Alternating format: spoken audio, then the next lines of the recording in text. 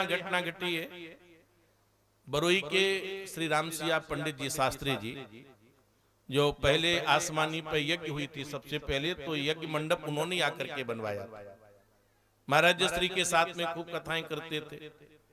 और महाराज साहब आपको सत्य बताएं, संपूर्ण जीवन गिरस्त होते हुए भी उनके ज्येष्ठ पुत्र श्री राजेश शास्त्री जो हमारे साथ में रहे, हाँ, तो उनके पिता श्री रामसिया शास्त्री जो बहुत पहले महाराज श्री को 22-23 साल की आयु में हमारे महाराज श्री को कैंसर हुआ। जब महाराज श्री की आयु 22-23 साल की थी, तो महाराज श्री जब हॉस्पिटल गए, उस समय लोग कैंसर रोग को जानते भी नहीं थे, तो डॉक्टर बड़ा प्रभावित हुआ उनसे। डॉक्टर पहले गीता का एक श्लोक सुनता, उसके बाद में उनका उपचार करता। तो महाराज जी ने ये संकल्प किया कि यदि हमारा जीवन स्वस्थ रहेगा तो हम रघुनाथ जी के मंदिर का निर्माण करेंगे। महाराज जी श्री स्वस्थ हो गए। महापुरुष थे, देदीप्यमान थे। भगवान अपनी अपनी शक्तियों को किसी न किसी रूप में भेजते हैं। अब देव योग से महाराज अर्थ की कोई व्यवस्था नहीं थी, तो उस समय श्री रामसिया शास्त्री जी महाराज रघुनाथ जी की पूजा करते थे। तो महाराज जी ने कहा कि आप पत्र लिखो। तो वह पत्र मंदिर निर्माण हेतु लिख करके ठाकुर जी के चरणों में रख। 21वें दिन वह पत्र रघुनाथ जी के हाथ में पहुंचा, और उसी समय से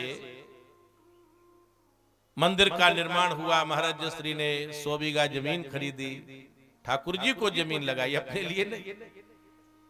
और इसके बाद में वृंदावन का निर्माण हुआ।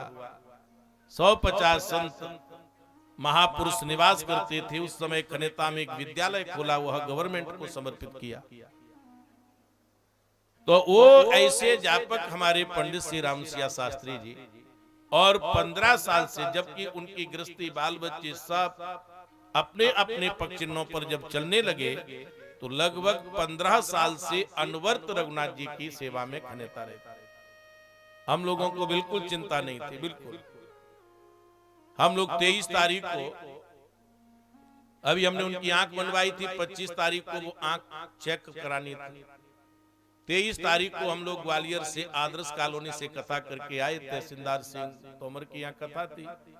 उनके साड़ू भी भिखारी के पुरा में वो थी, वो बता रही थी कि आप वहां जा रहे हैं।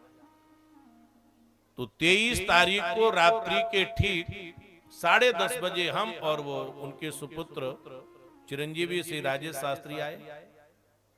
हमारे परम भक्त गुड्डू भदौरिया हैं, मॉडर्न के गोद में रहते हैं। तो जब हम मंदिर रहते हैं तब वो नित्य हमारे पास आते।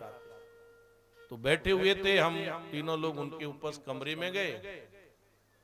तो कभी थोड़ा स्वास्थ्य उनका गड़बड़ होता था, 88-89 साल की आयु थी, तो वो दिखवा देते। तो एकदम वो बोले कि अरे भदौरिया जी, तुम कहते थे कि मरने नहीं देंगे, और अब तो हम चले, और बिल्कुल स्वस्थ, कहीं कोई नहीं।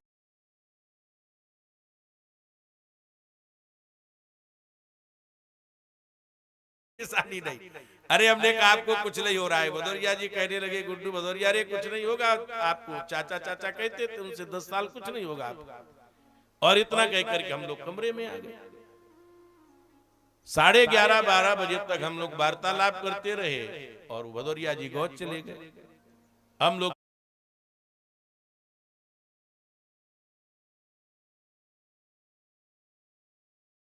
सुबह स्नान इत्यादि से निवृत्त होकर के भगवान की आरती पूजा, गोहद जाना था किसी कारणवश।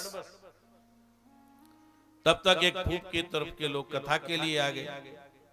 हमने उनसे कहा राजेश जी से कि आप इनसे वार्तालाप करो, हम जा रहे हैं। तो हम जाकर के एक सेठ जी श्री शिवचरण लाल गुप्ता जी थे, उनके यहाँ बैठे, और हम नाश्ता करने लगे। मंदिर से फोन पहुंचा कि वो तो पधारे।